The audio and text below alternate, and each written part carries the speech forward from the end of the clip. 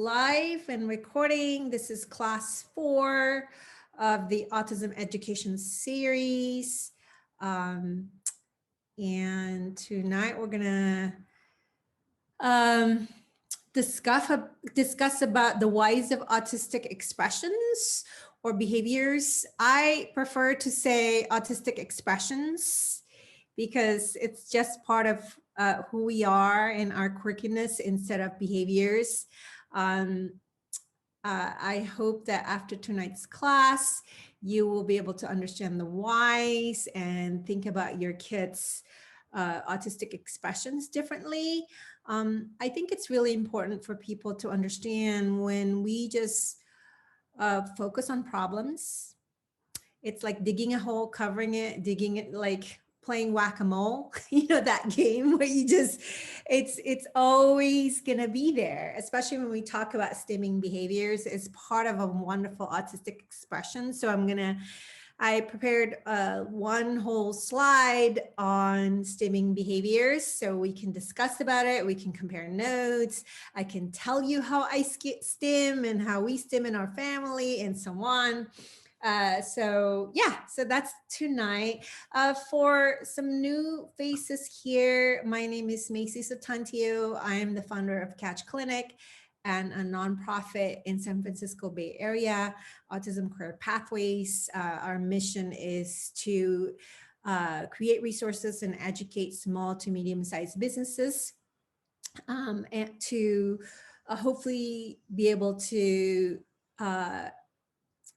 help them to understand more about neurodivergent, all kinds of neurodivergent diagnosis, and inspire them to open their doors to internships and hiring autistic freelancers. So that's the goal of our nonprofit. So come on in.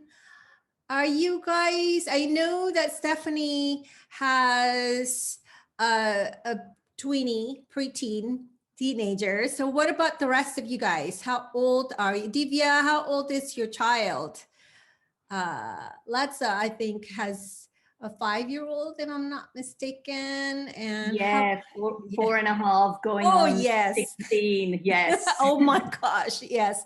What about the rest of you guys? You have like the little ones, 2-year-olds, 5-year-olds. Do we have more? Hi, Lauren. How old is your loved one? She is 14. Aha. We have some, my son is 12, but he's like already like much taller than me. Kelsey, how about you? How about you, Nona, Patrick? How old are you? Okay. Oh, you guys are typing over here. Awesome. No, hi, no kids for me. I'm a provider. Oh, so yes, welcome. Thank you for being here. Okay, 14.6. All right, we have a wide range. Okay. All right, so I'm going to start with talking about sensory differences. So I'm going to start sharing my screen here. Welcome, everyone. Share my screen. And this is, okay. Okay, so when it comes to being an autistic person, and I think most of you guys here know that I am autistic with sensory processing disorders and auditory processing disorder and ADHD and a couple of other co-occurring conditions that typically comes with an autism diagnosis. The main thing is the sensory differences that all autistic people experience. And the sensory profile, actually, all of you guys also have the sensory profiles. There are actually 8 sensories, like every human being. You know, if you have an OT who work with your child, you probably know the most common ones, you know, your vision, auditory, your tactile, a sense of smell. Those are like 5 common ones. And then we have the proprioceptive and also vestibular and interoception. So that covers proprioceptive covers The balance and vestibular and interoception is our internal sense. So that's the sense that we feel when we're hungry, when we're cold, and a lot of autistic adults as well as kids really have a poor sense of our internal gauge. So the probe and vestibular, that's movement and balance. So those are all of the senses, the 8 senses. And typically when you are an autistic, you're either hypersensitive or you're hypersensitive, you are just very much, like for me, I am very much, some people, they are not able to process light and the sounds that they hear and so on. And if you're like me, I'm very sensory defensive. So light really bothers me, and also the sounds, you know, fast movements really bother me, and it really messed me up inside. So for example, in the afternoon when I'm standing in front of a bright window, you know, it could trigger like it mess up with my vision, and a lot of times I just can't see very well, and it might trigger a headache for me. So there's just all of these things that happens inside us, and you know, there's really nothing we can do when it comes to sensory stimuli coming from the outside, right? The sounds, the lights, movements, like dog barking, like just the sounds. The world is full of sounds, and on top of that also people make a lot of noise. So what goes on inside an autistic person is a lot of times is physical trauma. I talk to a lot of autistic adults who actually suffer from pain, just from sounds and all of these sensory stimuli coming from the world. And it's quite painful, and you see them wearing their ear defenders and headsets, but that actually just kind of take the edge off. But when there's like a sudden sound, unexpected sound, it's still very painful. So a lot of people, even though they want to have a small business, they're not able to leave the house, which is required if you have to ship your products and things like that. It's really difficult. For some autistic people, if they're able to work part-time, for example, at Safeways, even working like 4 hours straight, it's a lot for somebody who's autistic because of this, like what happens just outside, a lot of unexpected things that happens and they can't control it, right? So the feeling out of control, the fight or flight. So for example, your child might not want to wash their hands. You might put soap on their hands, but they immediately like just wipe the soap on their shirt because they're reacting very quickly to that feeling of slipperiness on their hands. So a lot of these fight or flight, you might have kids who can't stay with you outside when you're taking them to the grocery store or just taking a walk. It's very difficult. Safety is a big issue because when we're outside, there's just everything is coming to us at a very rapid. It just feels like everything's happening all at once and we can't filter out, and it's really hard to pay attention. And some of the sounds or the lights is quite painful. And there's really nothing we can do about it, right? So that causes a lot of sensory trauma. And because there's really nothing we can do about it, you know, for some people, it's just that feeling of like, I can't do this, I can't be here, the feeling of failure, like over and over again. Also feeling excluded.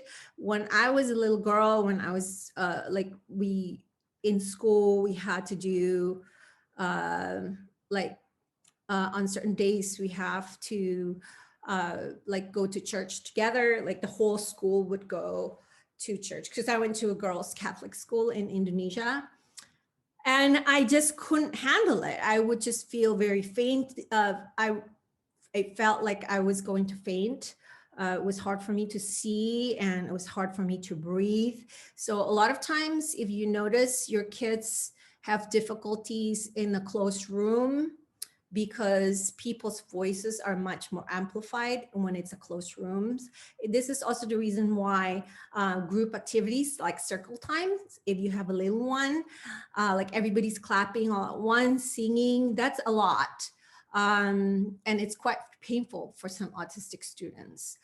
And so a lot of times, well-intentioned people would actually exclude us because they just automatically assume that we won't be able to handle it, which is true.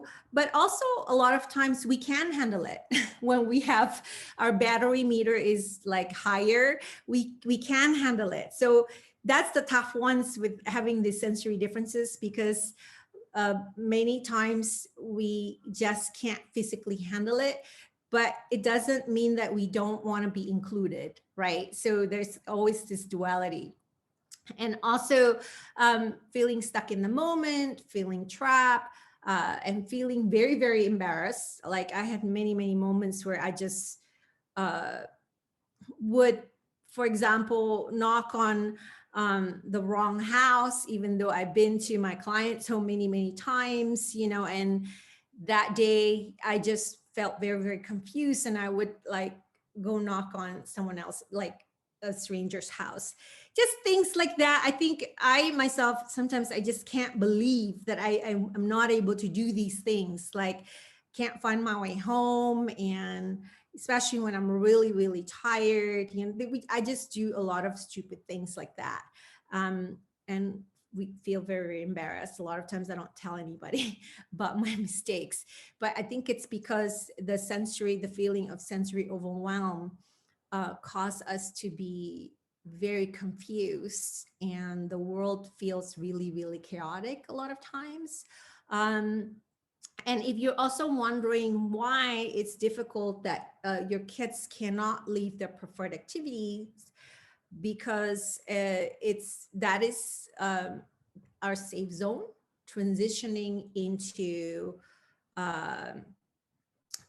a non-preferred. And sometimes you don't think that it's non-preferred because maybe it's eating a family meal or taking a bath, and your child loves to take a bath, but transitioning is difficult because it would require us to leave behind our safe zone, especially when your kids are doing stimming.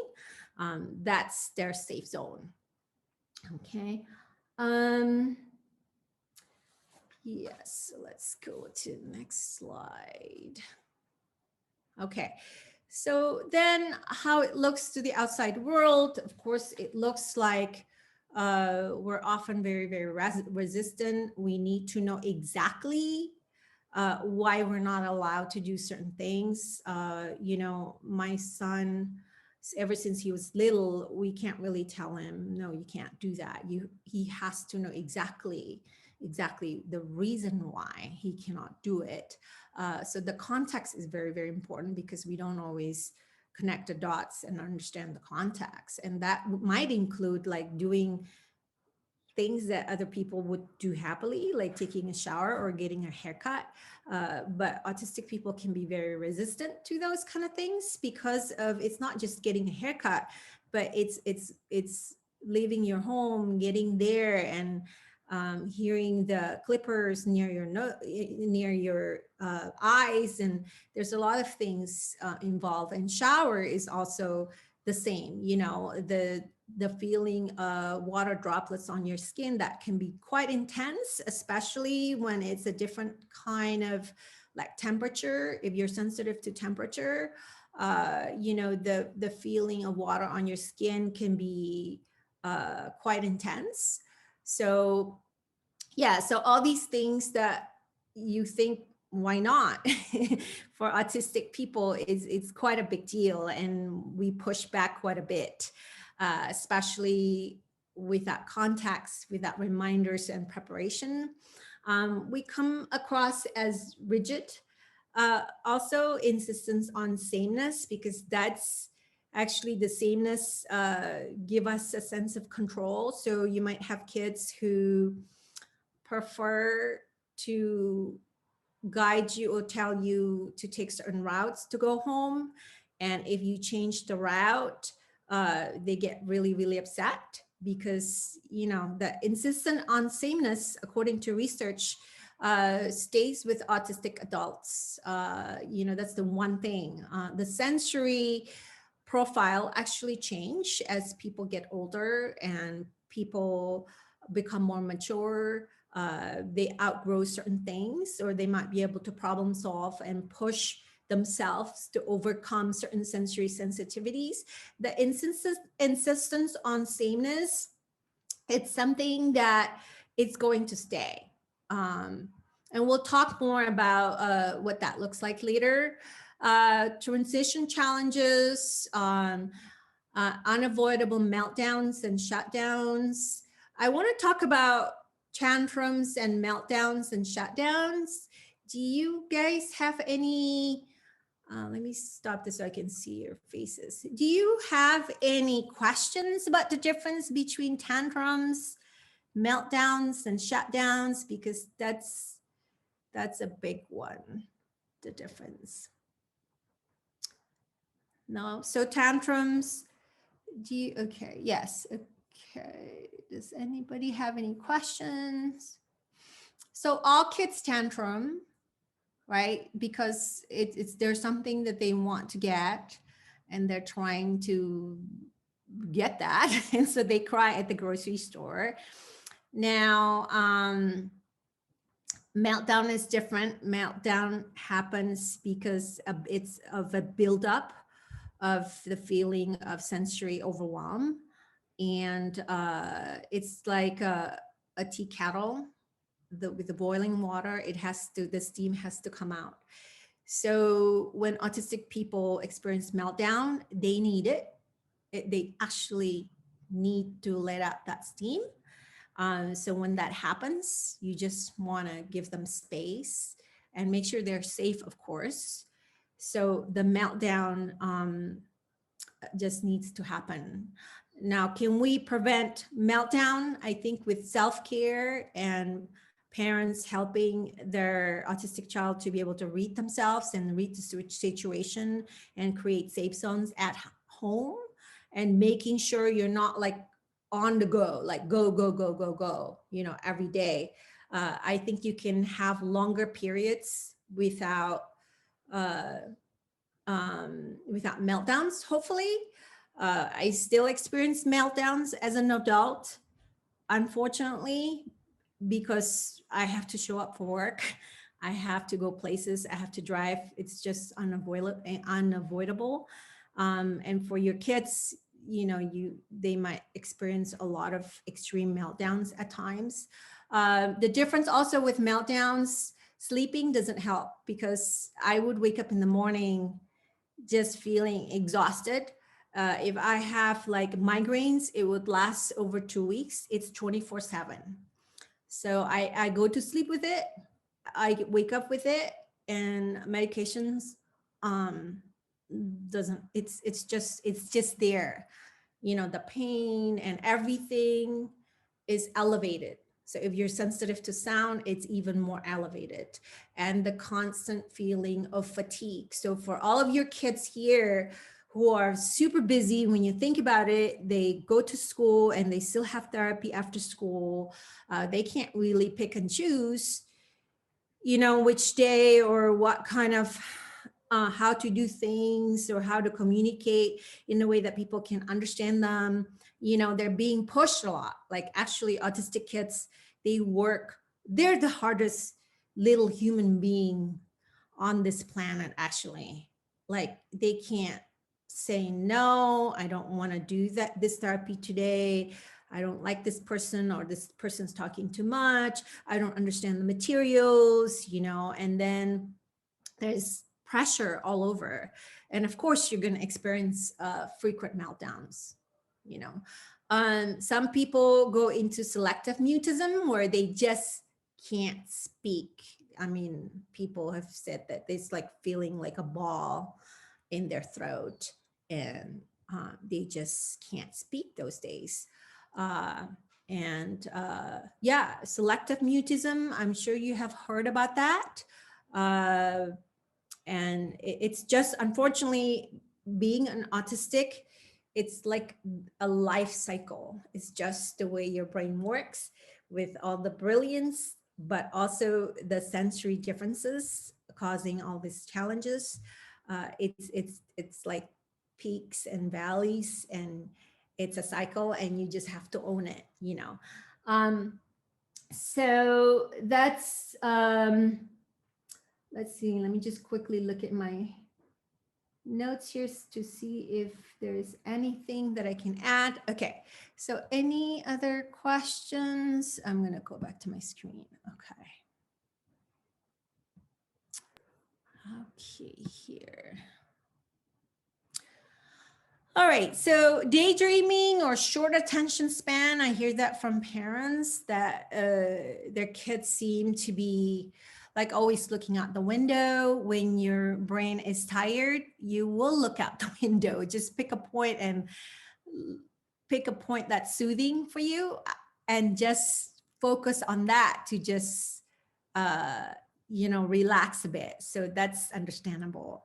A lot of autistic people who also have ADHD, they have a lot of ideas in their mind, and those ideas just randomly just come into your mind. And this is why it's like a lot of people who is autistic and also has ADHD tendencies, we can bounce around a lot in our head, so we might sit still, but actually our mind is very, very busy.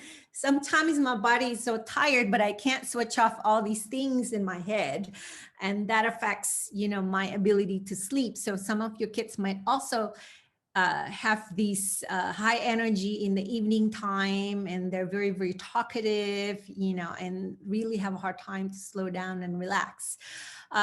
Moodiness, highs and lows in emotions, that also comes from that fatigue, the feeling of just sensory burnout that affects your mood also.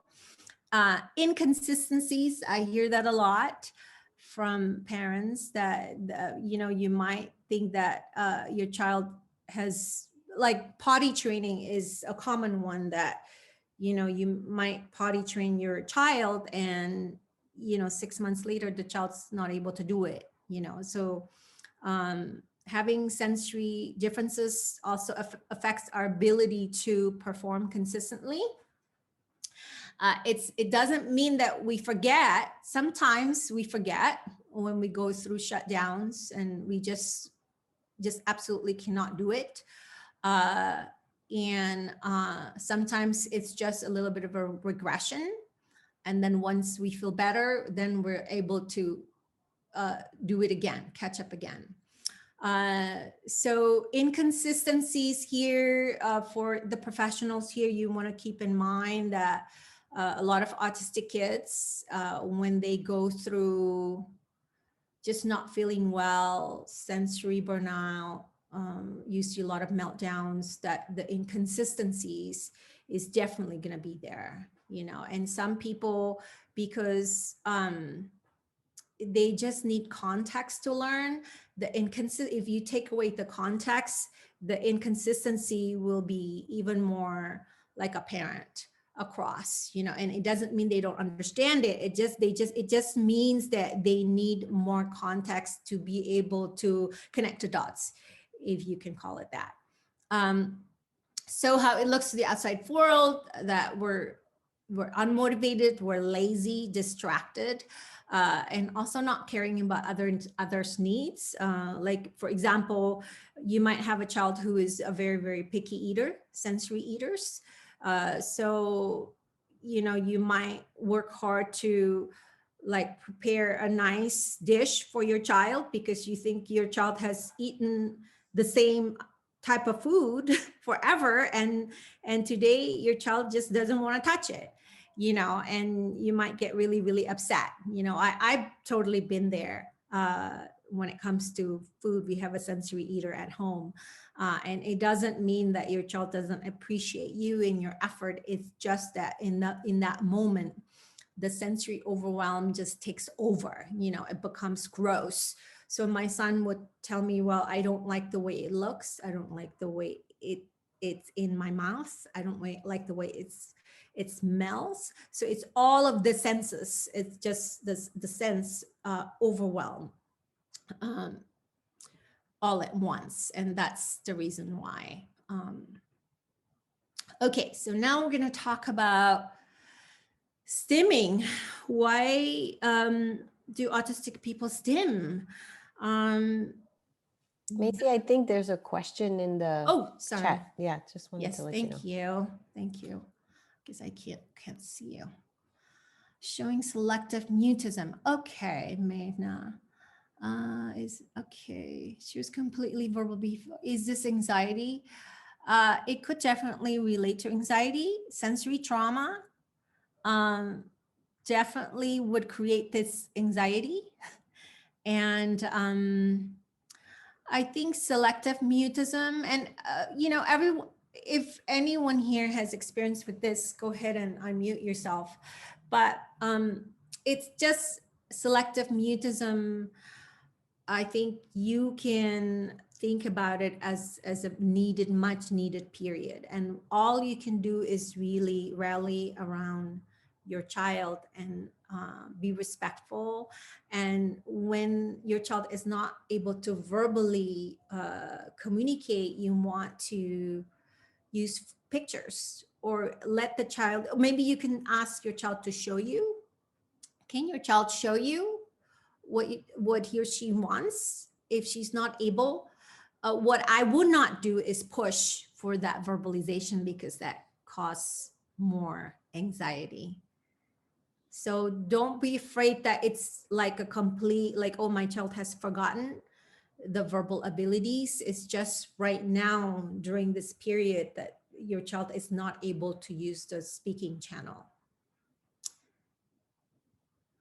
Okay, so assistive technology. Okay, don't be afraid to use the AAC, you guys, the augmentative alternative communication device. And it could be very, very simple. It could be that you're going to know exactly what your child needs in terms of foods and drinks, and also favorite activities. So if your child can read, just print out the words and just help your child to be able to navigate that.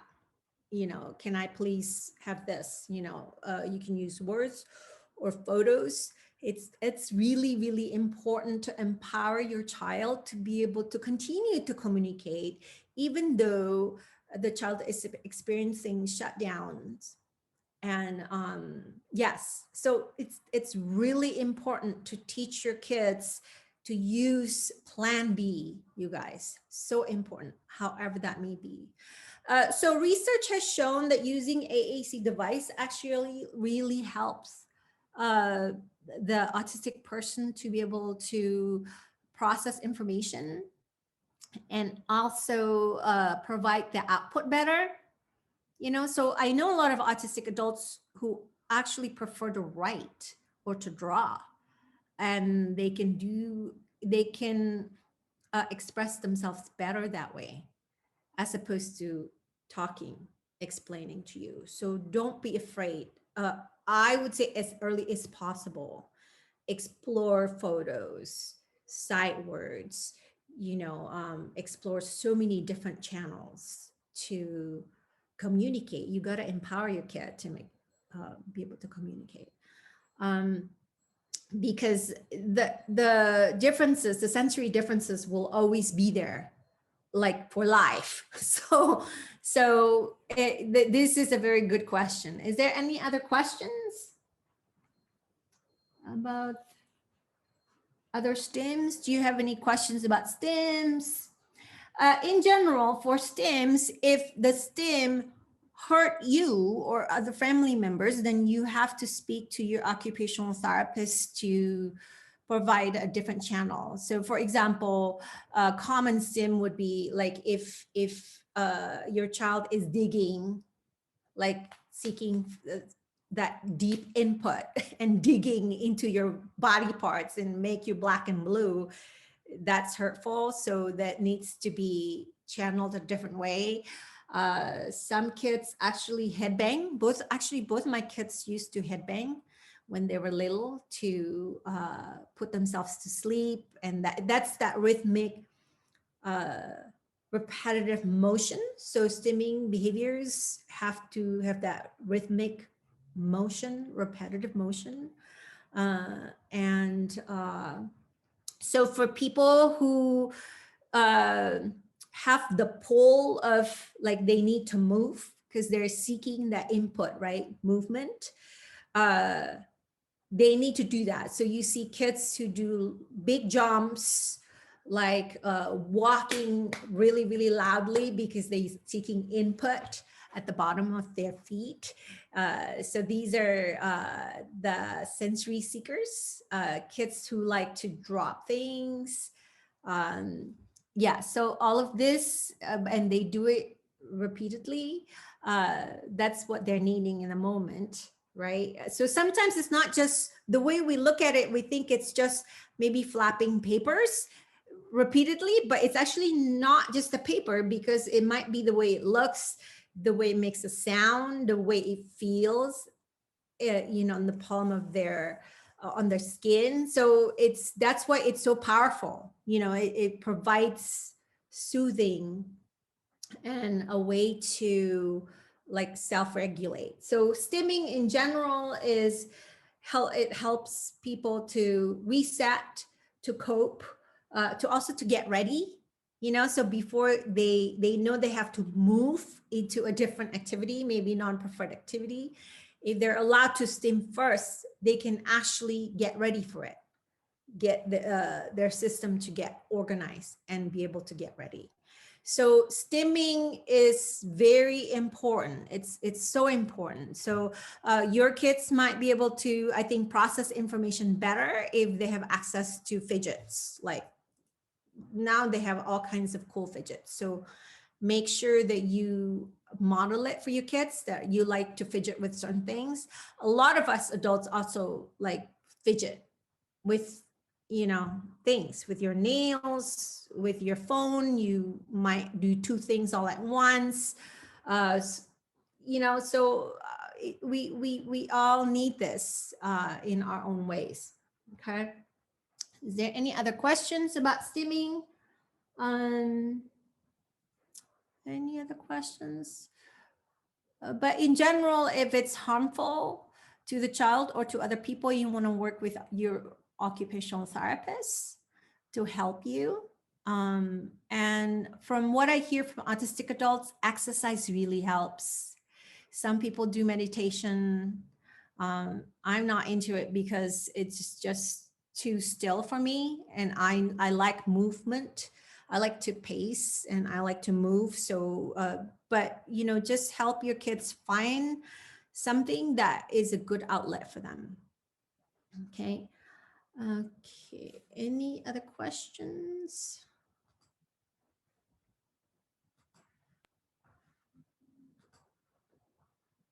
Okay.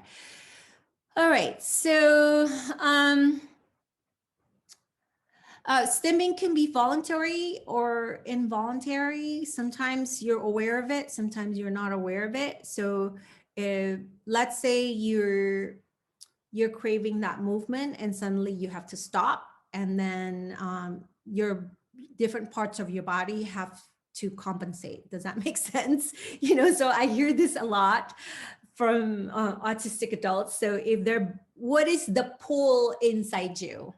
So if your body is needing the movement, you're going to do that until you're done with it, until you feel, okay, I am more balanced now. You know, so it could be the other way around too, that you just need to just freeze and pause to kind of balance yourself. And you're just going to do that for a while, you know. The other way to think about stims is regularity. So like some people, they like to, it's kind of hard to explain. What is regular for me, for example, is to have everything like close. So if you have kids who have to have the door open or have the door closed because that is just their system. Regularity means that it's your system, right? So kids who like to line things up, that's actually the best way they can organize their mind and thinking. So I'm like that too, where I like to just have everything like squared away, not crooked. So to me, that's regular, and I will make that happen for me. So your kids might do little things like this as well. Sometimes it's repetitive. If they need to repeat it, they will repeat it. Sometimes they don't need to repeat it. And as they grow up, they will just have different things that will soothe their system, I suppose, right? Regularity, normalcy, or safety is just different ways that autistic people can maintain that state of like, I'm in control here, I could do this, And this is, I think, if you have little ones, if your kids love water, splashing water, if you have a water baby, just have like a water table outside. That's really helpful. Kinetic sim, that's really, really helpful. Just so that they know if they need certain types of senses, then they can go to a certain place and get it.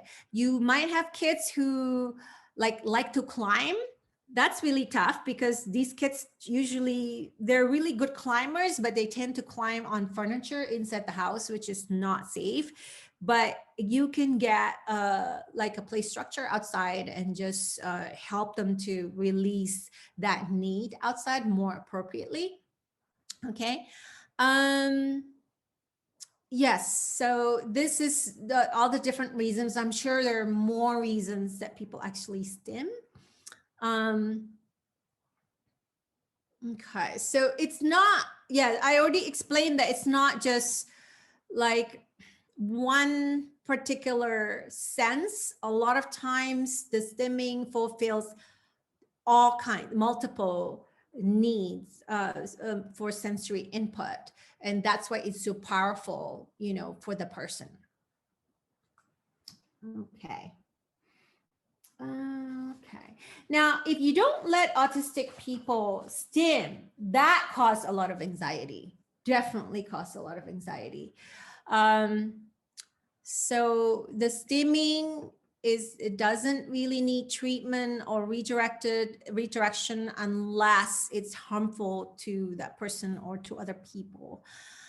So here's a summary. Sensory processing differences can affects the availability to be able to self-regulate and cope. Learn and use mastered skills. I talked about this, and don't stress out if your kids are feeling like they're feeling sensory overwhelmed and they seem to be on and off. That just comes with it. But you just have to be prepared with a different way that you can understand each other better. Sensory processing differences also affect the way we communicate with other people. So if I'm experiencing like a sensory burnout, I tend not to want to be with a lot of people. Like costume parties is really, really hard for me because the types of those kind of clothing is very itchy and distracting to me internally. And I can't shift to talking to other people if I'm just constantly wanting to itch, what's on my body. And yeah, so sensory differences definitely affect the way we choose how to socialize with other people. And a lot of times I think autistic people, they want to, of course, participate, but they just can't sustain it for a long time. So you might see that your kid suddenly, in the middle of a gathering, might be his own birthday party. They just like, the kids done, and that happens throughout adulthood too, where, suddenly you just need to go hide somewhere, right? Maintain optimal energy level and mood. That's also difficult because especially for the little ones, they can't really feel themselves, like they can't really slow down and think, well, I feel a headache coming, or the sun feels really, really hot, so maybe I should like just stay indoor. With little kids, they can't communicate, and then a lot of times it's just too late. It's they get to that state of like meltdown and shut down very, very quickly because it's just too late. So this last one, being able to remember past experiences in the meaningful way, that we call that episodic memory. It's actually a big one for autistic people because even to me, and it's events where it's the most social in nature. So like weddings, gatherings, it's very hard for autistic people to actually remember that they're part of it, because the sensory overwhelm is like, it just takes over. Like I have no memory of the day I became a US citizen. Like there was actually a ceremony and everything, I have that piece of paper. My husband was there, but I have no memory of it. And that happens quite a bit, where he would say, you don't remember that? I said, no, I don't remember that. So your kids also, if you're wondering, why do I have to tell you over and over again, don't do that, don't do that, don't do that. But now I think you understand, we just don't have a memory of it, because what happens in the moment is just, we're just trying to survive in the moment. Just trying to like make sense of like, what do I do? And, what's happening, and the meaningful part of that situation is not there. It's not encoded the way that, it should be, unfortunately. So it's something to keep in mind if you're wondering why your autistic children need repetitions, and plus, if your child has motor dyspraxia, that developing that muscle memory, it just takes longer. For neurotypical kids, they just put on their pajamas after bath, because it's already part of the routine and it's so easy for them. But for autistic people, because of periods of sensory burnout, it's like they lose track of things. It's like they need like sometimes when I'm in that mode, I need a reminder to remind myself, that kind of thing, otherwise you would. So definitely it affects your executive functioning abilities and abilities to make the best decision in the moment, because you can't pull from past experiences. You can't connect now to pass, and also to plan for the future, right? So when people say autistic people live in the moment, it is really true.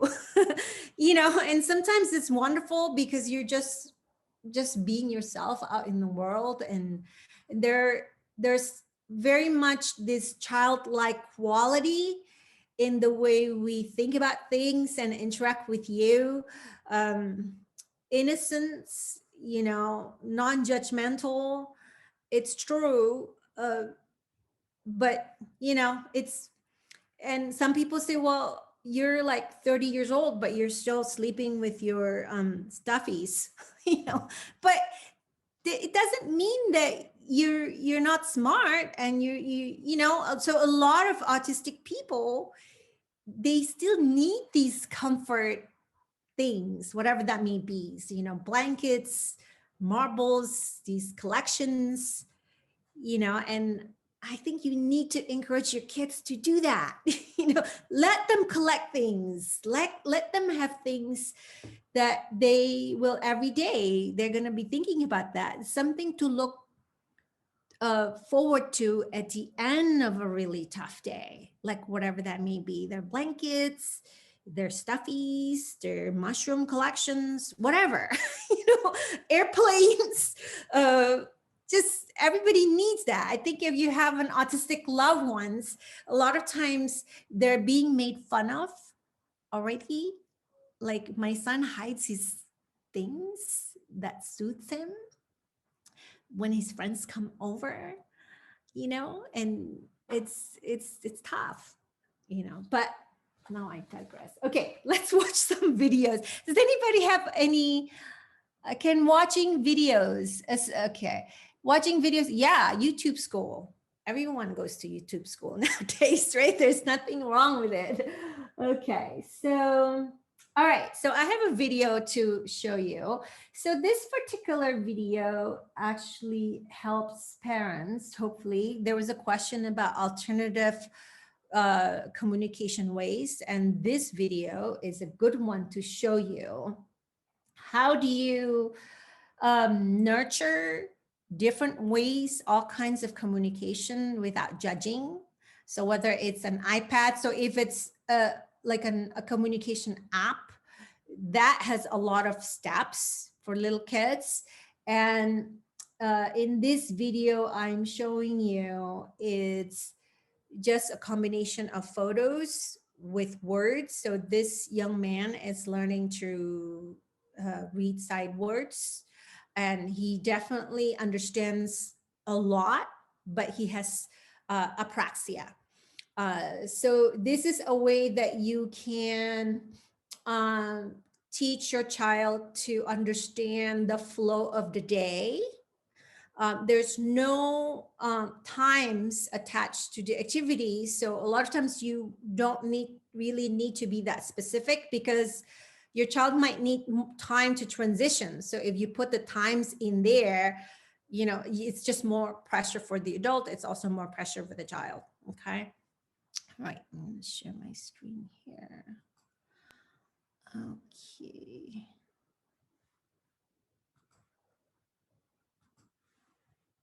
All right, so this is the video.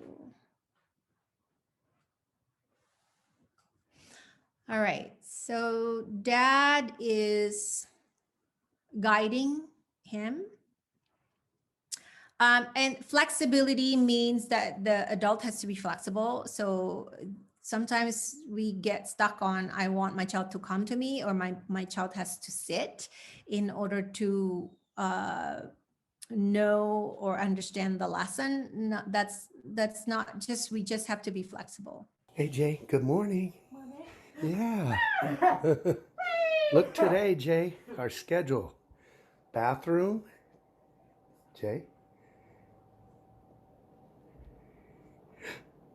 Bathroom, Teresa on the couch, and your iPad. So the first one, bathroom. Number one, bathroom. That's right, bathroom. Thank you. And then number two, Jay, Teresa. Teresa. Jay, number two, Teresa. There she is. That's her. Yeah. You're going to do some work with her. Thank you. Then you're going to head to the couch, because it's rainy today. The couch, number three. Here you go. The couch.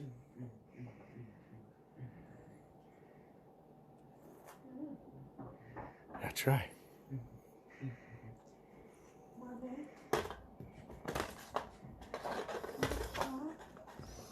Yeah.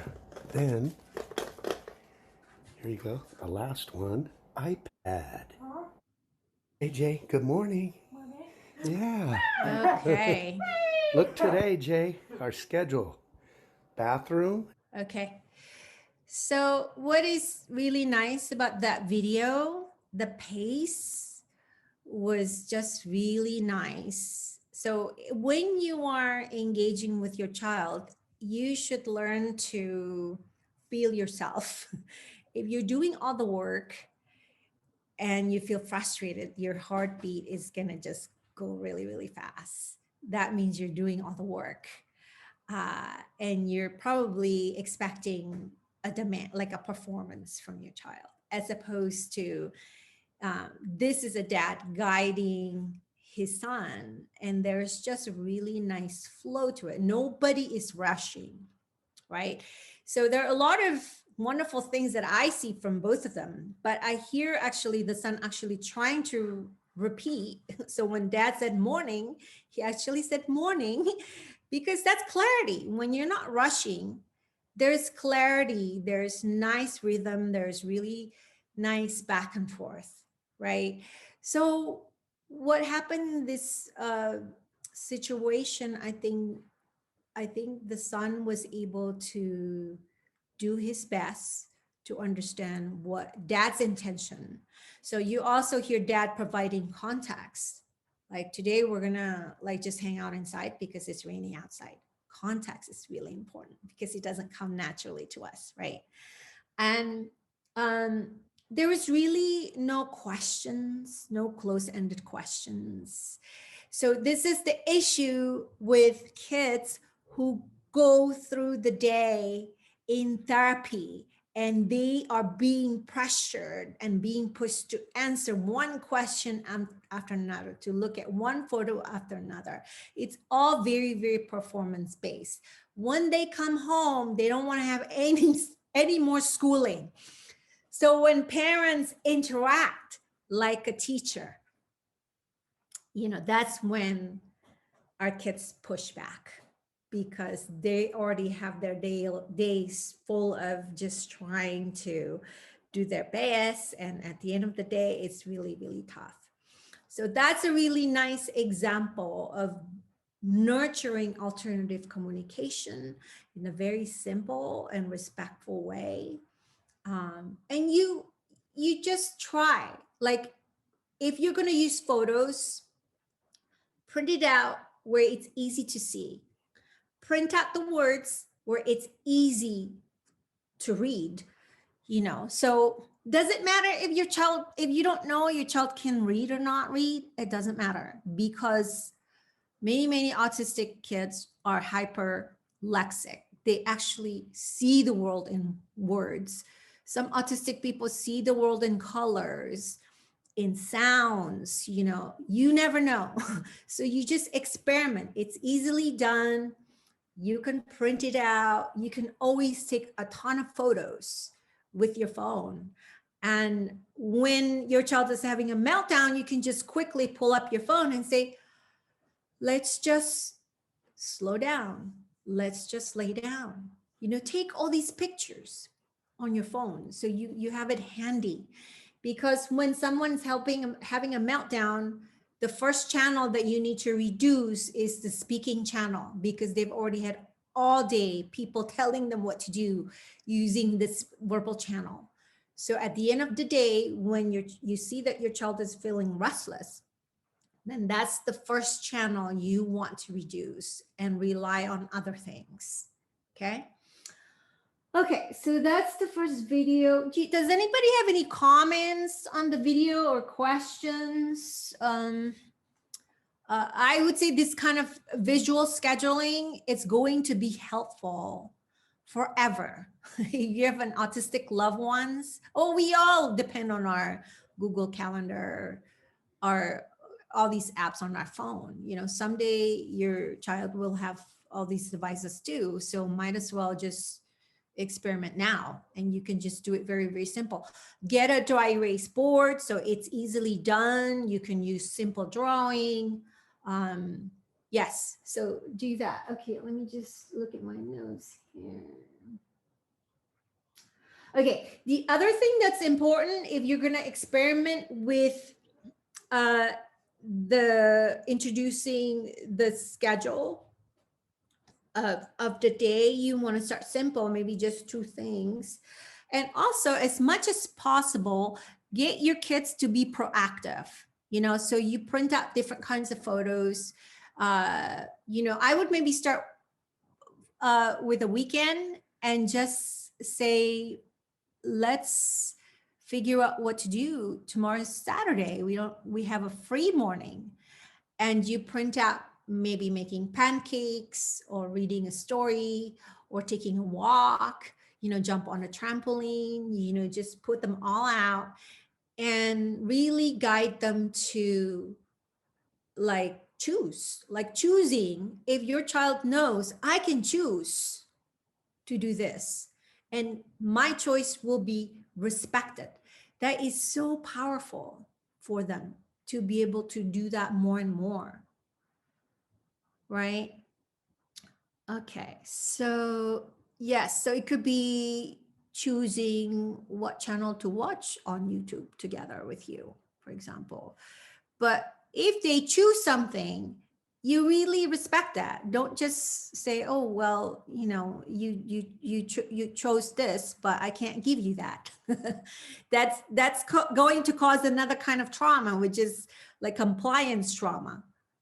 You know, it's very hard to help autistic individuals to ask for help, because they know if they ask for something, there are other conditions that's going to be expected from them, right? So they just like, if I can get it myself, I'll get it myself, because it's easier. If I ask you to help me, you want something else from me. And this is also true for kids who have other co-occurring conditions. If they have apraxia of speech, there's always another condition. You know, their best there is never good enough, because that's the nature of apraxia, whether it's motor apraxia or speech apraxia. Every day is going to be different, because probably your sensory availability is going to be different. You know, nobody can predict that.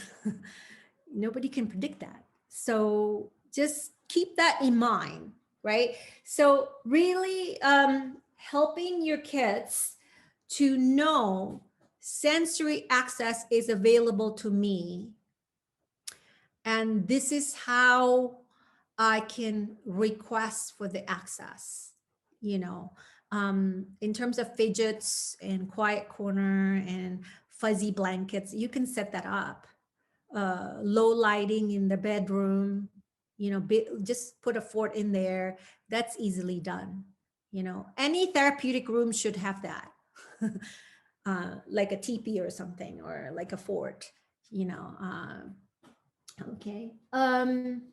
You want to teach alternative communication ways as early as possible. And remember this, sensory accommodations leads to self-regulation, which is needed for connection. So if you're wondering why is it so hard to connect with my child, and my child doesn't want to sit next to me or cuddling, and you know, because they're most of the time they're feeling dysregulated. So when they're dysregulated, basically they can't do anything else, including connecting, communicating, learning optimally. It's tough, right? So you just do the best that you can, and the adults need to be as regulated as possible. It's easier said than done, but you just do the best that you can, because our sense of self-regulation, that is a precursor to our child's being able to self-regulate. So the whole process starts with us, okay? Okay, so I am going to show you, I'm going to go straight to my other videos. Okay. I'm just thinking, okay.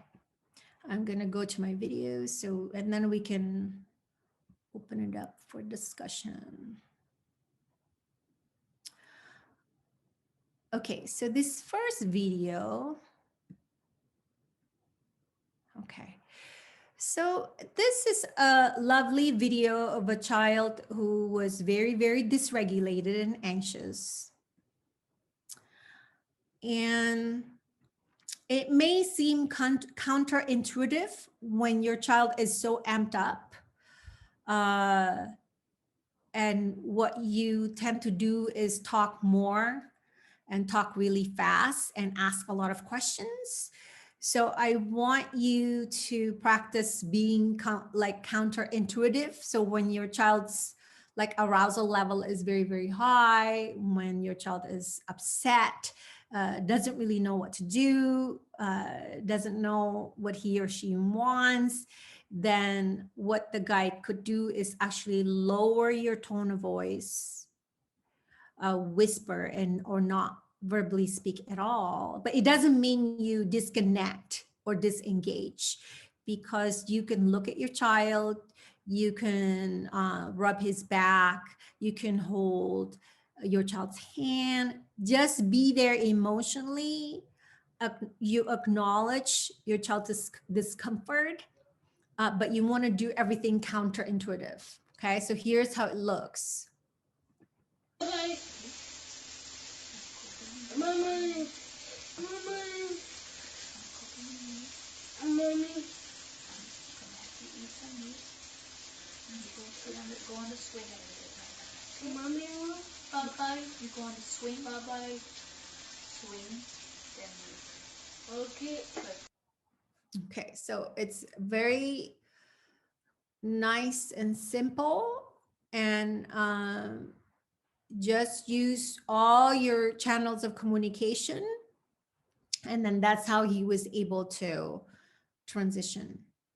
Okay, so does anyone have any question about that video?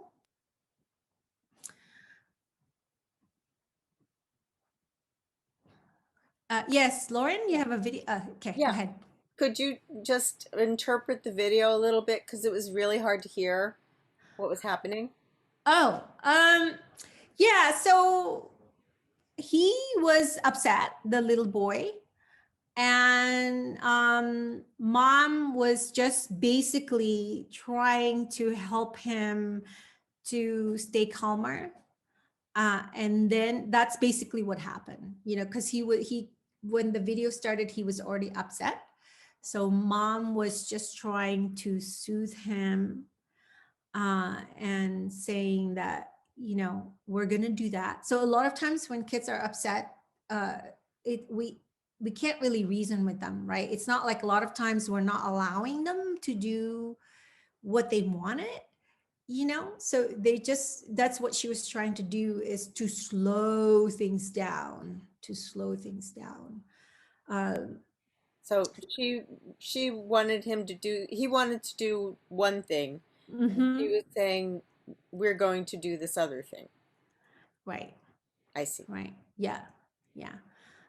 So that's what happened. But I like how she was just like in the very calm and slowly, and she used her eye gaze. Now, for some autistic people, when they're upset, we shouldn't use our eye gaze, because that would elevate. You know, if we use our eye contact, that would make it worse. So you have to just, there are ways that you can, if you have the little ones, a lot of times if you put them on your lap, I think, and just rub their back, you know, that's better than like face to face.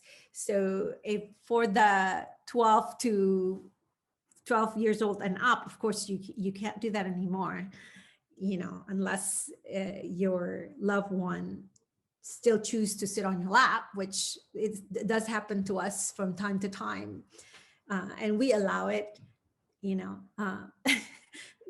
We allow it. So you just have to think about these situations.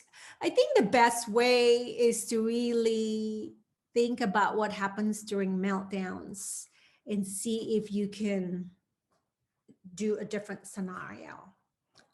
Does anyone have like issues with really huge meltdowns? Does it happen in public places, which is really hard? Does anybody have any questions about like being outside? Being outside is hard. So So I think you do what you can when you're outside to help self-regulate. Now, I see a lot of kids in general looking at their phones, like so that mom and dad can do shopping. My take on that is a bit different, because I think being outside grocery shopping is such a great opportunity for our kiddos to learn, even though it's hard. So I would just talk about the expectations and give them contacts. And a lot of times if they help us make the shopping list, and they actually have the job to monitor, okay, we need ice cream, and they can co-participate with you a little bit, and then they can put on their headset, or they can like look at their phone, for example. I think it's important for our kids to be able to know when I'm out in the world, I can do these things that I need to do to be able to take care of myself. You know what I mean? I see so many little kids just looking at their phone, whether they're autistic or not. I think that's good and bad, because you want your kids, autistic kids, to be able to grow up and be able to know, like, okay, well, I need to go and feed myself. I need to do grocery shopping, and they can do it. It takes some planning to do it. Maybe they need to go in the evening. I love grocery shopping in the evening because I don't have to deal with the crowd. But this is where, these things, you set expectations of when your autistic kids are younger, and this will pay off in the long run, but just prepare them with the headsets and the phone and so on, and the shopping list, and they could do it. I learned how to do it. Okay, so let's see. I have another clip of, this clip is showing how to invite your child. Being inviting means that we, the adults, we're not communicating demands. We're not asking close-ended questions. What do you want? Go get this. Or, like all of these, that's performance. So guiding is different than instructing. Okay. So this very simple clip, there was really no talking in it. But again, guiding can be in the act of like through our nonverbal communication. And parents forget about this because we tend to rely using our speaking channel, and we forget that there are different ways we can engage with our kids, and in the way that's non-threatening, especially when the person is very, very dysregulated. Okay. Yeah. Okay. So Nona, I'm going to go back to your question after showing this video. Okay. Okay. This one is,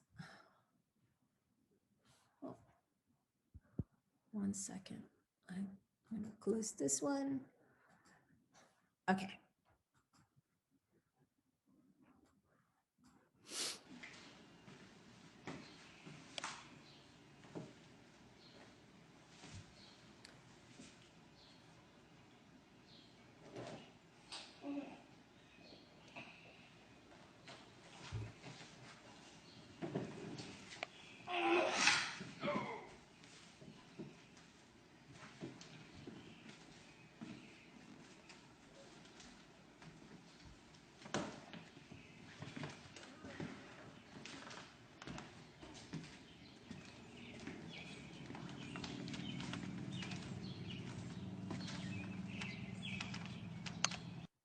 Okay. So that was a wonderful example of a dad like just offering an invitation. So practice that. So if you have kids who are resistant, the moment you open your mouth, hey, do you want to help me with this? They just go run the other way, or say, no, I don't want to do that.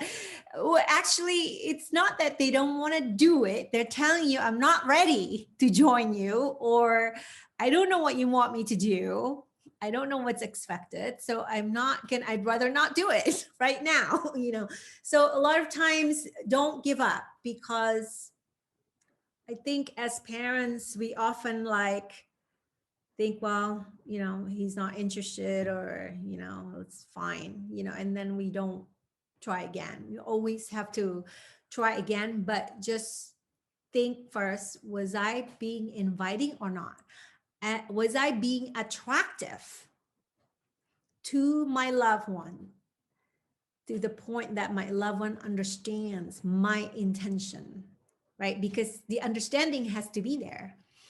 So that's how you get on the same wavelength, right? The neurotypical communication, autistic communication, the intention is there, but we're often not on the same wavelength, because one person is feeling sensory dysregulation, or trying to just filter out information coming from sensory, like the noise, So the timing is a lot of time is off for us between the adult and the child. So keep that in mind. All right, so we talk about slowing down, feeling our heartbeat, and also try to figure out how fast you move. You know how some people are really fast. I think a lot of moms are like this because we want to have food at the table by 7 o'clock. So we're like this, our movements are really fast. And then what we say is also fast and a lot, So that really doesn't suit people who are already feeling overwhelmed, right? Because they sense your energy and your rush. And a lot of times when they say, no, I don't want to join you, it's because that's what they're reacting to, right? So when you want your child to come help you, instead of expecting them to come and join you, why don't you go join them first and start there, right? So if we want our autistic kids to be flexible, I think we have to be initiating that flexibility first, okay? Okay, so slowing down our pace of action. So that video was beautiful. It really shows the slowing down of the actions. Without any words. So I want to show you that it's possible to be very intentional just by being mindful of your actions. That's an invitation, okay? You can remove or postpone the transitions. Who cares if you do laundry in the middle of the family room, right? So think outside of the box. Let's see, showing instead of verbally telling. That's another one that's important. A lot of times we tend to just talk too much, and our child is not able to process it. But if you show, then they're able to observe you, and they can decide, okay, does that look like something that I can do at this moment? Right? So you're letting them decide for themselves. Okay. All right. So we also want to make sure that we're not using language that would put them to shame. So for sensory eaters, if you have very, very picky eaters like us, it's very important that you don't make fun of them. You don't, especially during family gatherings and things like that, I would even talk to everyone else if I have visitors, look, he's going to eat his chicken nuggets on this plate of china, that's just his choice. And we're respecting that choice, and that's really important, to be respectful of your loved one's sensory differences, because it's for autistic people, it's already embarrassing enough that you can't outgrow these things, these baby things, is not able to eat a variety of food or not able to do certain things, right? Okay, so I'm gonna show you another video here. So this video, it's about showing instead of telling, it's also a video showing what to do when your child is resisting. And this is actually a video of me guiding a parent at home. So when I work with parents at home, I usually let the parent and the child interact. And then if people get stuck, then I will come in and model, and that this is what's happening here.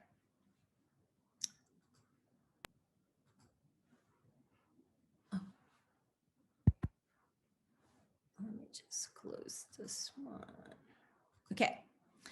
So we were trying to make pancakes and he just wasn't feeling it. I think it was because it was a new activity. So this happens a lot when the first time you try a new activity, because it's not the same, right? It's unexpected.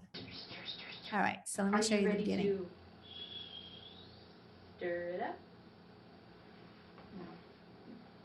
You wanted that whole egg in there. Okay, another tip, do not touch your child at any age, really. Touching somebody needs a consent unless the child is going to harm himself or herself. So that is a bad habit that adults tend to do, because you think that your child has special needs and you just tend to do hand over hand. So this is what happened. I think mom was invading this child's space by trying to do hand over hand. And that's also for him like, no, I'm not going to do that. Stir it up. Okay. Stir it up. No. You wanted that whole egg in there. Let's stir it up.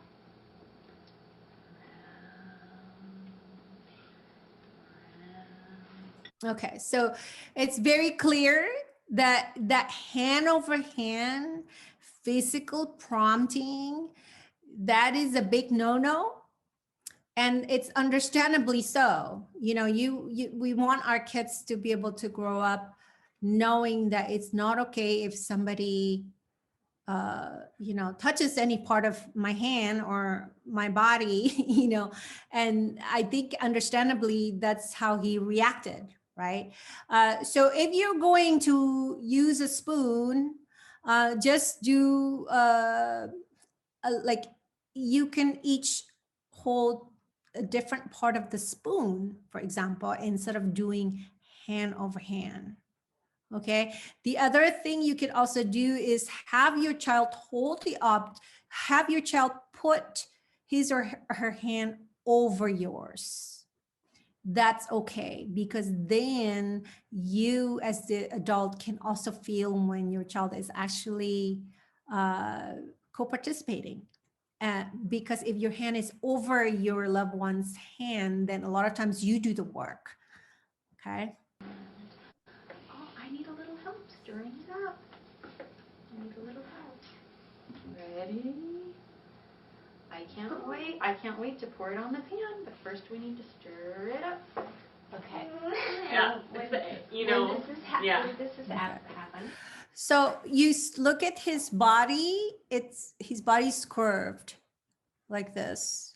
You know, that means he's just communicating very clearly that he wasn't ready.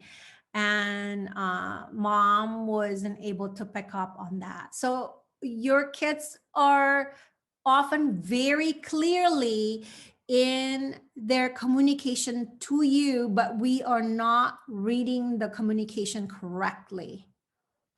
Okay, so what we can do is we can just show Ben. Okay. Stirring is so much fun. Stir, stir, stir, stir, stir, stir, stir, stir. We can do it slow, round and round and round. And then we can do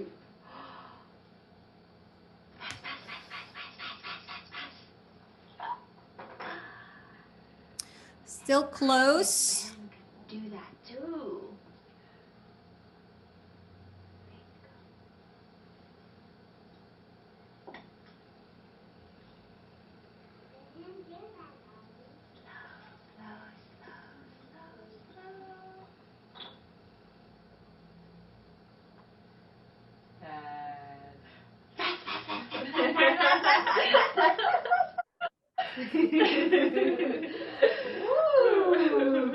Oh. Okay. So that was an example of like the progression, how when somebody's open, they're just using all their channels of communication to communicate that readiness to you, right? So then you're on the same wavelength. But be really mindful with like physical prompting, especially for kids who are in therapy using reward and being physically prompted. They might comply, they might be able to do the work, they might be able to bake cookies for you, but it's all prompted and they're doing it because there is a reward, you know, so they're not turning inward to think, well, cookies sounds good to me. You know, it might be interesting to bake this kind of cookies with mommy. You know what I mean? So it's the process that's important. It's not the outcome. So keep that in mind.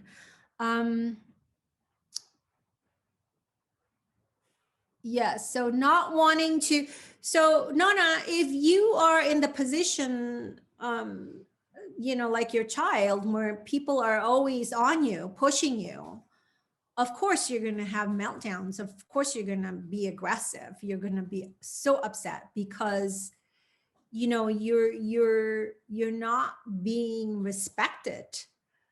You know, how else is a little kid supposed to communicate, you know, that I'm tired or I don't understand this, you know? So if you're experiencing a lot of meltdowns, you really need to go back to the drawing board and really see what's going on. Okay, so I'm gonna just quickly finish up and then we'll open it up to, okay. Okay, so I already talked about that.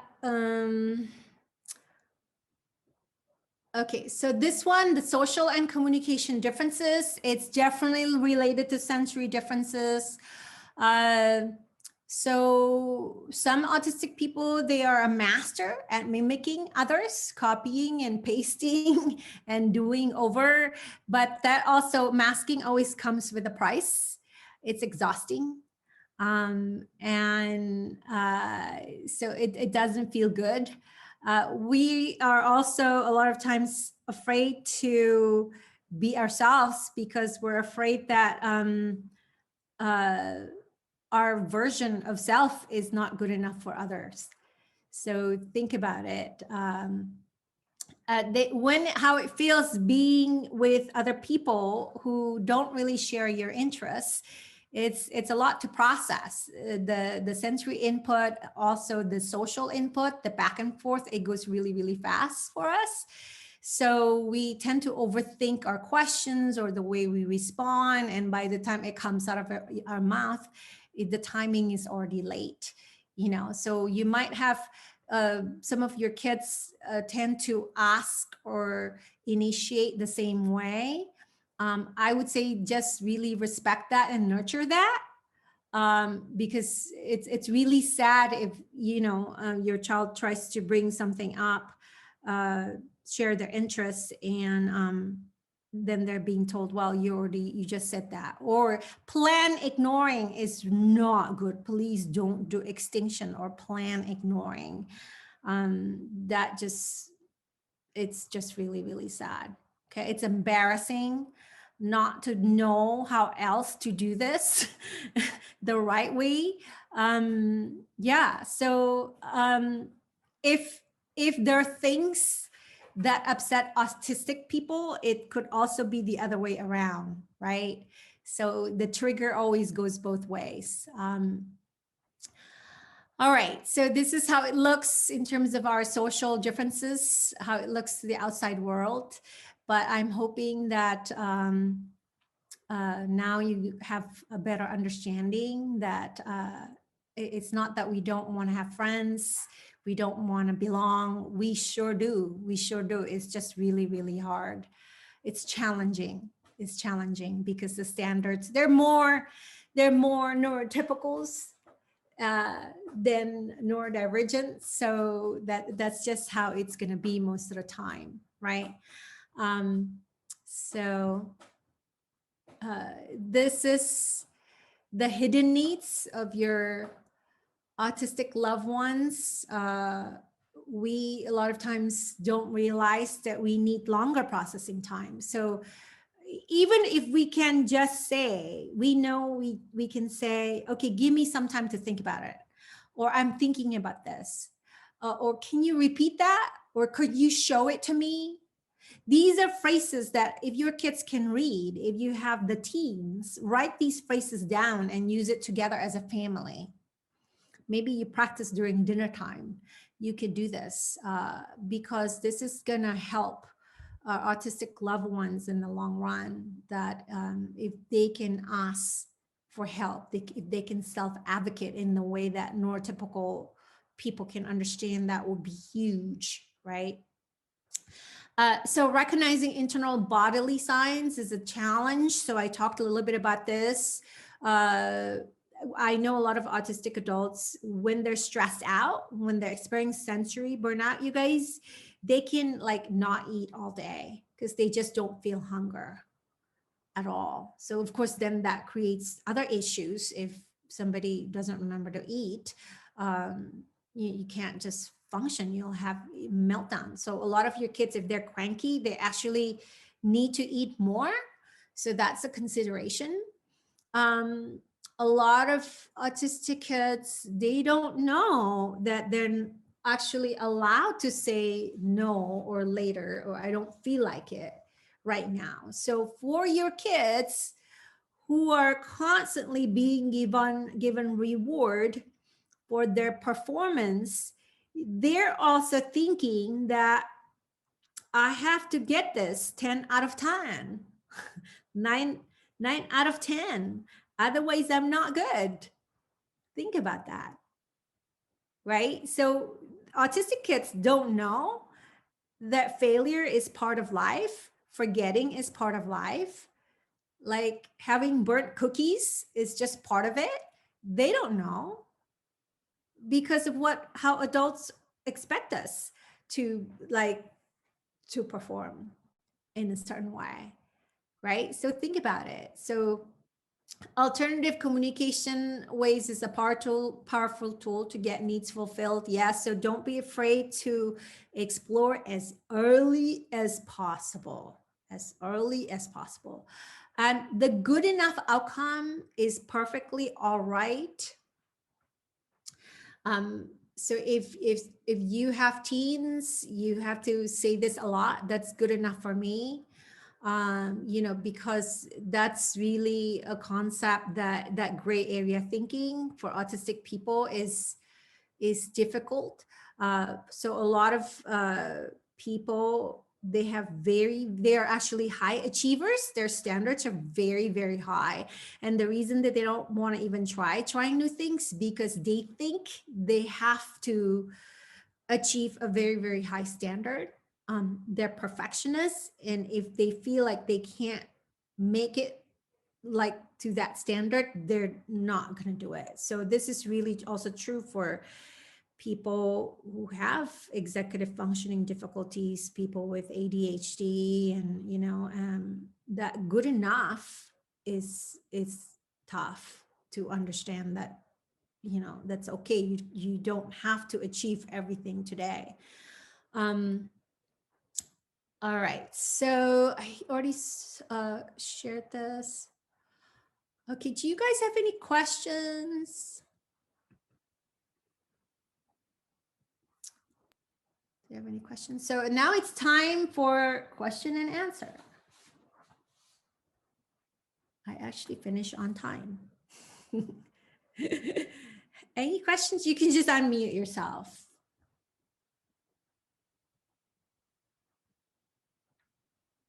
What about shutdown behavior? Is it better to, okay. Okay, so if somebody's in the shutdown mode, they need to go through that. So meltdown and shutdown, if you're already there, just make sure they're safe. They have everything they need. Make sure they don't forget to eat, and then just leave them be,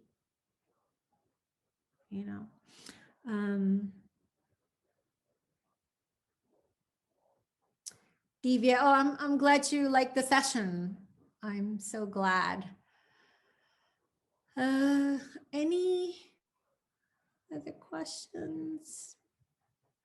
I'm surprised no one has questions about more behaviors. I was expecting a lot of questions about behaviors because that's usually, but that could be a good sign that everybody really understands the whys already.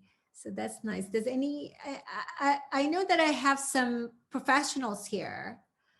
Do you have any questions for me? Okay. Okay, good, Lauren. It's really hard, for the professionals here, if you're like a teacher or a speech therapist, occupational therapist, just therapists in general. I think I went through that period where I had to shift from doing therapy using rewards, scheduled, and a checklist to just dropping everything. And then I have to figure out like how to be present for my client to the point that I don't need to dangle the carrot in front of them. It took me a whole year to figure that out, but I wouldn't have it any other way because a lot of my clients, I knew them when they were 3. We're still friends on Facebook. They still text me when they have important live events. I feel so blessed and privileged to be able to share their journey, and I think that's the amazing thing when you are able to focus on connections and, you can only show the pathways. As for the parents here, we can only show the pathways, but our kids have to choose their own pathways, that's important. Yeah. Okay. So does anybody have any questions? Like about like scheduling, about if your kid has any resistance, like if you want to teach your kids something, does it have anybody, like I'm trying to think of the next class topic. Do you have any requests of things that you want me to go over for next class? So I was thinking for the next session, I'm gonna like show more of like activities, like just to do more like people of different age group, just to talk more about how do you plan for activities, yeah. Stephanie, do you have any comment? Yeah, I have a question Yes. related to like when your child tries to contribute socially, and Yeah. but let's say you're with people who don't know her very well, Yeah.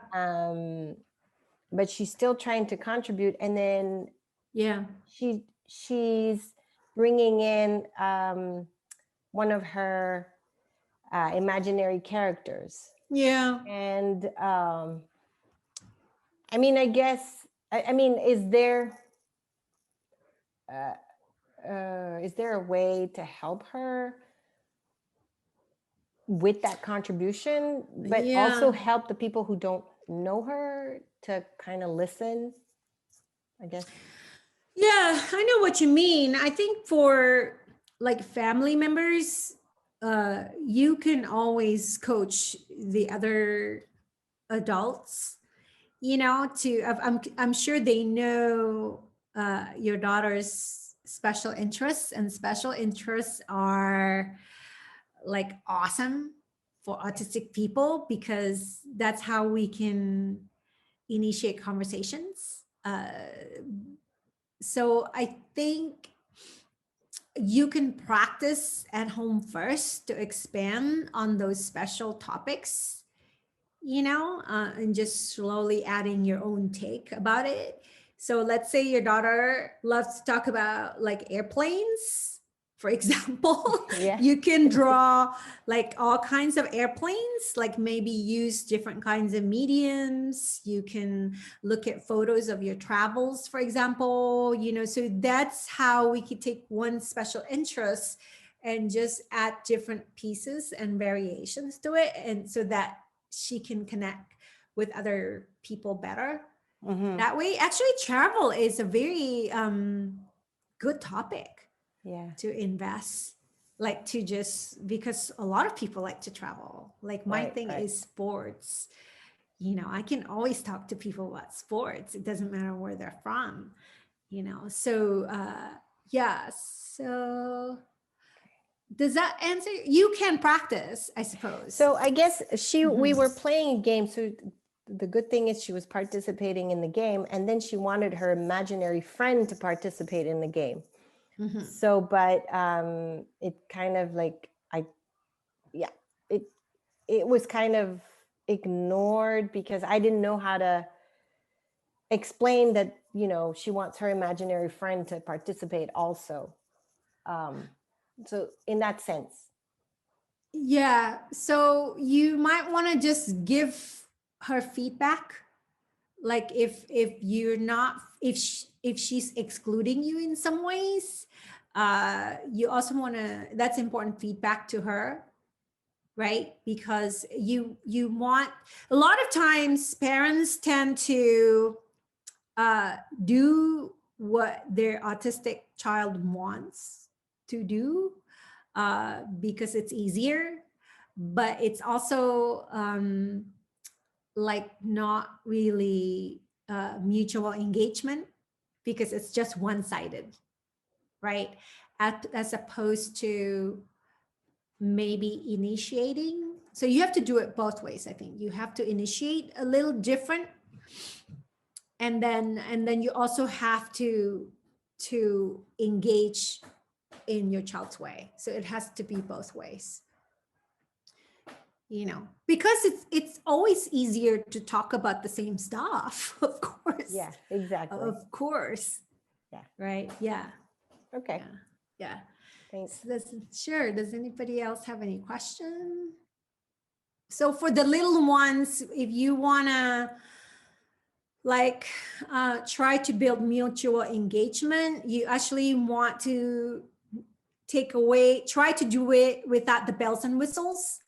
Because bells and whistles meaning like books that make a lot of noises, things that are already so repetitive, which is fine because it gives your child a way to kind of like regulate at the end of the day if they can do these things in a repetitive way. But if you're trying to like build mutual engagement, that's really tough to compete with that, right? So the best way is to maybe simplify. A lot of times is like a lot of this just playing with water together or like eating ice cream together. That would be a really good opportunity. So for the older kids, maybe making an ice cream sundae where it's just you can do different kinds of variations would be a really fun thing to do once a week. And even if they're not interested at the beginning, you have to start somewhere. Right? So of course they're not going to be interested because it's something new. So you just have, if the interest is not there, you just do it first. And don't even ask, do you want to join me? Because they will say no. But that's how we can introduce like a new ritual within the family culture. And that will be helpful in the future when they're with other people and coworkers, because that's a whole different culture out there. They're a lot more unpredictable. So the way to expand is to do it within your family culture first. Okay, does anybody have any question? I need to initiate it. Okay. Hi, I don't know if you can see me or not, but Yeah, I can see you. Okay, Go ahead. great. So just just wanted to touch on something that you Uh-huh. mentioned earlier. Yeah. When you were listing all of the things on the slide, and Yeah. you're talking about how like rigidity and sameness is Yeah. something that um that that you we, that autistic people have to Right. deal with for like for forever. It So helps us. Yes. right. So and then also kind of on that line, like how to best like help, like, so my son is 5, my son is 4, he's about to be Right. 5. Yeah. So in his example, in what I'm from my perspective with him, Mm-hmm. um he does really great, and he with a lot of things, and I Yeah. just want to make sure sometimes there's certain things that he's a little bit controlling over or a Yeah. little bit rigid with, and I feel Yeah. like over the past several years, and again, he's still so young, but Yeah. like it kind of goes like up and down, up and Yeah. down. And so I just want to make sure, like, how can I encourage flexibility, and how Mm-hmm. can I help him balance the Yeah. things that he's needs to be in control of, and like the things that he needs to be flexible about. I don't know if this question is making sense. Yeah, that's a really good question. So the key word you want to think about for everyone here is balance, right? So I think for autistic people, when our bandwidth is really low, that's when we really need to latch on to our routine and our toy, or just our thing, and it's good to have those things that we can retreat into. So you want to empower your child to really have those go-tos, whatever that may be. The best way to teach flexibility is to model it first. Really, that is the best way. You can only influence change. You cannot make that person change. That's like in general, and what I tell the clients I work with is to just in a gentle way, it could be like little things, like maybe you like if you like to bake, you use like different molds. Then you just say, oh look, it comes out different than last time. Different is not necessarily bad, so that they have a sense of familiarity, that okay, I've done that before. Like my son is really really picky eater, and believe me, as a former behaviorist, it's not for lack of trying to help him to try new foods.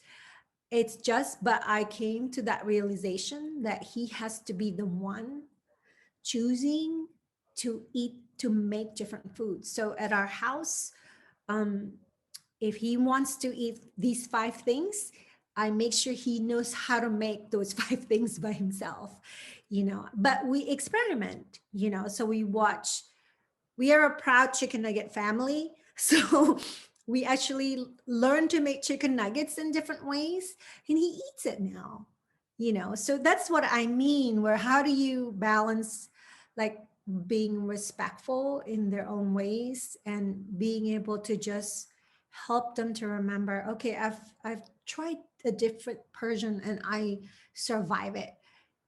You know what I mean? And this is why I think for parents here, and this is why I only work with parents, because when we're at home with our kids, we have more control, right? We can reduce the noise. We are our kids' safe zone. So if we're going to help them develop these self advocacy, to own their difficulties, to problem solve, home is, when you are with your kid, that is what they're going to remember, not like being in a therapy room with other kids crying, or at school. I don't have any memories of this, like all those, it's just, but like that one-on-one time that's, I think it's really what autistic adults need today to be able to like survive and be successful at workplaces, is these experiences that they were able to get from like just that template working with the parents, so that's where I mean that the balance of like, should we push, should we not push, and that's something I think you definitely need to talk to your husband, because dads are great because they have their own like but I think that where's that balance, right? like my husband certainly helps me, like he tells me all the time, like, oh, you need better people skill. Yeah, I do. I know that, but what is the balance? Like it's your family, so just these little goals are really important, so you want to make sure when it becomes like so rigid to the point that it's a trigger, then a lot of times it's because the reason is because they're just having too much in their life, and that is actually the root cause of it, so you want to just go back and simplify and not go to school that day for a couple of days. No, honestly, because it helps. It really helps, it takes me like 4 days to prepare for this class, and my brain could just like at the beginning freeze up, as you could see, even though I prepared for 4 days, and then I need to take 2 days off tomorrow, because that is the autistic brain. Like, we could do certain things really well, but it comes with a cost, Yeah, I wish we could do that with therapy. right? So like I wish we could take therapy breaks and Yeah. and still like start back where we were. Right. And it's kind of annoying sometimes because I can't take you can't necessarily, it's not easy thing to do. Yeah. You can't easily take therapy breaks because then you might not get, your BT might not be available, or Yeah. or other reasons. So Yeah, but this is why I do these classes, because I hope that parents can advocate better. Like, I could do a whole class on like, how do you know if your therapeutic goals actually meet, what your child needs, and it's not because if I or your child, it's too much. It's like you a little person who has to show up, mhm. There. And then if your therapeutic goals are not what the child needs, it's not going to connect to like the difference between skills and foundations. We need to build foundations, right? Because we autistic people are smart. We could problem solve really well. If we're motivated, we can do it.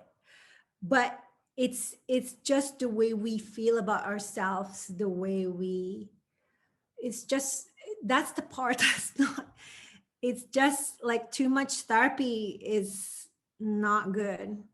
Mhm. Not good. And if you have therapists who are just repeating, like doing, and it's just not good. It's not we fall short for our kids. That's what the stigma is, still very, very hard. Maybe in 5 years it's going to be different, but I'm hoping that you can advocate on your child's behalf, and just ask questions, ask the tough questions to your team members, and like ask the why, so yeah. So any other questions?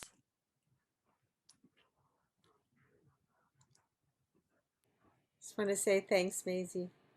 Oh, you're welcome. You're welcome. Oh, I hope to see you next time when we watch Week. mostly videos, which is great. So I don't have to talk so much. That's awesome. And your videos were terrific today. Oh, thank you. Thank you. So I will see you guys next week. And if you have any requests, let me know. If you want the PowerPoint, just shoot us an email. Okay. Okay, guys. Good night. Thank you.